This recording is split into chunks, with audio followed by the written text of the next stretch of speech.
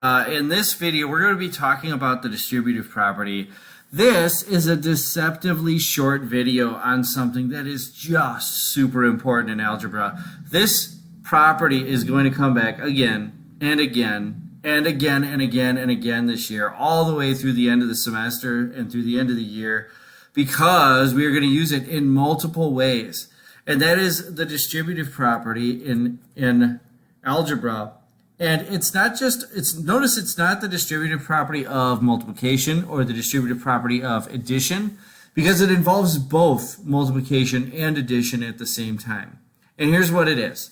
If I multiply a number a by two numbers being added together, then the result is the same as a times the first number being added plus a times the second number being added. Do you see how this is distributing? I'm distributing a to b. There you go, b, here's your a. And I'm distributing a to c. Oh, I didn't forget about you, c. There's your a. So now I have ab plus ac. Same works if there's a minus in the parentheses. ab minus c, a times b minus c is a times b minus a times c. Notice the sign gets carried along to the other side. That's really important. Super important. In fact, the number one problem students make with distributive property problems involves forgetting something to do with a negative sign somewhere. All right, let's just take a look at the examples down below. 5 times 2 plus 1 is the same as 5 times 2 plus 5 times 1. Hey, you could think of the distributive property as a workaround to order of operations, because normally we'd have to do what's in parentheses first. But here's the thing. Sometimes we can't add the things in parentheses. What if instead of 2 plus 1, 2 was a variable x? What is x plus 1? I can't add them together. But I can still distribute the 5 to the x. I get 5 times x. And the 5 to the 1, I get 5 times 1. But anyway, let's just follow this through. So 5 times 2 plus 5 times 1, that's 10 plus 5 is 15. Same works over here. 5 times 2 minus 5 times 1, that's 10 minus 5 is 5. All right, now, with the distributive property, I'm not going to take a long time talking about it. There's no additional terms we have to get into with it. Let's dive right into some practice problems. And again, you're going to say with these practice problems, oh, I know how to work that. We have to add first and then multiply. That's the easier way. Well, you know what? We're doing these as distributive property problems. And in lesson 15, 1 through 10, I want you to do problems that look like this using the distributive property to practice the distributive property. Okay, let's see how this works out. So letter A times 2 plus 8 times 2 plus 7. 8 times, it's going to be 8 times 2 plus 8 times 7. We're giving a little bit of 8 to the 2, a little bit of 8 to the 7. It's going to be 16 plus 8 times 7 is 56. 16 plus 56 equals 62, 72. So our answer for letter A is 72. Now let's see if that holds up. If I did 2 plus 7 first, I get 9. 8 times 9 is 72. I just checked my answer. I know that that's correct. Let's do letter B. 4 times 6 minus 2. 4 times 6 is going to be 4 times 6 minus, I have to carry along that minus, 4 times 2. Why, that's going to give me 24 minus 8, which is 16. Now let's just double check again. 4 times 6 minus 2 is the same as 4 times 4. If I do what's in parentheses first, that's 16. All right, letter C. Okay, here is an important lesson about the distributive property. Negatives distribute with the distributive property. That means that when I have negative 9 plus 3, it becomes negative 9 plus negative 3. The negative distributed to the 9 and the 3. Whenever you have a negative outside of parentheses, this is something that gives algebra students problems all year. Anytime you have a negative outside of parentheses and you distribute it in, you need to distribute to both terms in parentheses. All right, so I have negative 9 plus negative 3. That's going to equal negative 12. Let's just double check. If I would have done 9 plus 3 first, it would have been 12. And then I apply the negative on the outside. It becomes the opposite, negative 12. Letter D. Negative 14 times 4 minus 2. All right, that's going to be negative 14 times 4 minus this is going to be negative 14 times 2. Okay? Now, I have to do this in order. Now, keep in mind, I kept the minus sign from inside the parentheses, but I've got some things going on here with negatives. I have 3 negative signs total. This is going to be kind of a mess. Let's see what this works out to be. So we're going to start off with 14 times 4. That's going to be 60. Let's see, what is that? That's 16 plus 40. Is that 66? I believe 14 times 4 is 66. That's not what I'm used to seeing on an everyday basis, so I'm just going to quickly punch it into a calculator. 56. 56, of course it's 56. Okay, so 14 times 4 is 56, but I'm multiplying a negative times a positive. Different signs, that means it's going to be negative 56. Minus, and then 14 times 2 is 28, but I have different signs, so that's going to be negative 28. Okay, now, I have a double negative here, minus negative 28. How do I deal with that? Well, I should turn it into an addition problem.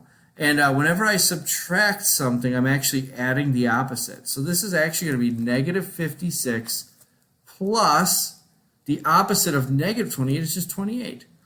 And then I just do my math like I know how to do it. I'm actually going to move this number down here. All right, so 56 plus 20, negative 56 plus 28. I need to find the difference between those two numbers. It just so happens to be 28, I believe. Okay, so, and then I have to ask myself, is that 28 going to be positive or negative? Well, 56 has a greater absolute value than 28, so I have to include the sign from the 56. So the answer is going to be negative 28 for letter D. All right, letter E. This is going to be negative 10. Oh, hey, before I do that, let's just go back up to D and make sure negative 28 works out. So 4 minus 2 is 4. Negative 14, oh, sorry, 4 minus 2. 4 minus 2 is 2. Negative 14 times positive 2 is negative 28. So that does come out to be negative 28. All right, letter E. 10 times m plus 4 is the same as negative 10 times m plus negative 10 times 4. Need to make sure I have that negative 10 being multiplied in each one. Oh, no, I have a variable here. Can I simplify negative 10 times m? I cannot. I can write it without the parentheses. It's negative 10 as a coefficient multiplying m, but there's nothing else I can do with it. And then plus, let's see, this is going to be plus negative 10 times 4. It's going to be plus negative 40. I can simplify writing that out by just writing minus 40. Writing minus 40 is less signs than plus negative 40. All right, that's letter E. If you have a variable in your expressions, like we did here, you just have to multiply the variable and then leave it in its form. You can combine like variables if you have like variables, but we don't have any like variables to combine. So this is the answer. It has a letter in it. We're going to have to get used to seeing those kinds of answers to problems. Let's do letter F. 7 minus y times 8. Why, this one's the same as 8 times 7 minus y. Okay? I can move these around because the commutative property says if I have two numbers being added together, 8 and 7 minus y, I can change the order that I multiply them. You can treat 7 minus y as a single term or single number because it's in parentheses. So I can change the order, no problem. And then I'm going to do 8 times 7, that's 56. Minus 8 times y, that's going to be 8y. That's my answer. I distributed the 8 to the 7. I distributed the 8 to the y. I correctly kept the negative in between, and I am done. All right, let's look at letter G. In letter G, I have, a more complicated, 4xy cubed. Ooh, what am I going to do with a cubed? Times x to the 4th y. Wow, we're just piling on the terms here, minus 5x. Okay, let me make sure I turn that to an exponent. How am I going to do this one? Well, it's the same way I did the other ones. 4xy to the 3rd times, in parentheses, x to the 4th y. Okay, and then minus, I'm going to keep that minus sign. This is going to be 4xy to the 3rd times 5x. All right, can I simplify these at all? Well, you better believe it. In this first term, I can combine things. In this second term, I can combine some things. But I don't think I'm going to be able to actually combine my terms together. So let's see, in this first one, let me count up my x's. I have 4x times x to the fourth. That's going to be 4x to the fifth. And then my next term is going to be y. Y to the third times y is going to be y to the fourth. 4x to the fifth, y to the fourth. I need to make sure I bring along my minus sign here. Okay, now I have a 4 and a 5 that are going to multiply together to make 20. I have an x and an x that are going to multiply together to make x squared. And then I have nothing to multiply by y. So y is just going to retain its exponent of 3. And this is my answer. I can only combine these two numbers if they have the exact same variable set, and they do not. This one's x to the fifth, y to the fourth. This one's x squared, y to the third. So that's as far as I can go in this problem. I've solved this the best I can. All right, let's move on to letter H. Ooh, this one's going to be equally challenging. But let's see what we can do with it. Okay, so in this one we have negative 2x squared m squared. Let me do it that way. M squared times m squared minus 4m in parentheses there. And then let me just make all of these exponents. This one's a little challenging because we have a negative out front, and we're going to have to keep track of our negatives as we go along here. All right, that should be good. Now let's do our multiplication. So this is going to equal negative 2. Let me just copy and paste it, so it's going to be easier. Negative 2x squared m squared. And then in parentheses, I'm going to multiply that by m squared, my first term. Okay. And then I'm going to have a minus sign, because notice in the parentheses I have a minus sign right there. So this is going to be minus negative 2x, I'm going to put this in parentheses, negative 2x squared m squared times 4m. Whew, that's a lot to keep track of. All right, well, let's just forge ahead. I'm going to see what I can combine in these first two terms. I notice that this m squared combines with this m squared. So this is going to equal negative 2x squared m to the fourth.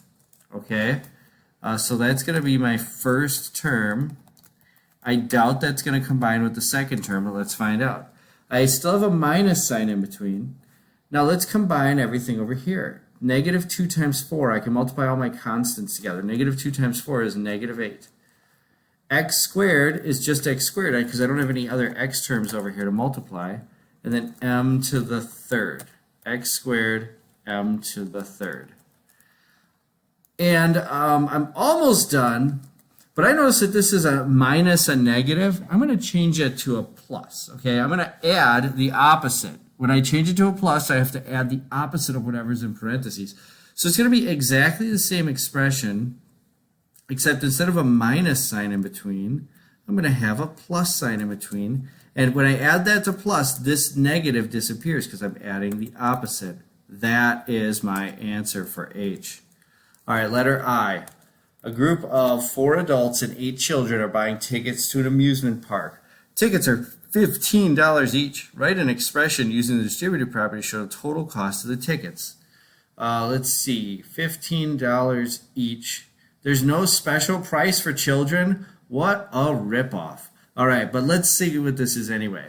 So it's going to be $15 times 4 adults plus $15 times 8 children. Well, how do I write that with the distributive property? Could I do it this way? Because it's going to be $15 for everybody, so to figure out the total cost, I have to add 4 plus 8. And I need to multiply that times 15. But I could also do it like this. 15 times 4 is $60. Plus 15 times 8, whew, that's a whopping $120 for the kiddos. That's going to equal $180 to go to an amusement park. For 180 bucks, this better be a pretty amazing amusement park.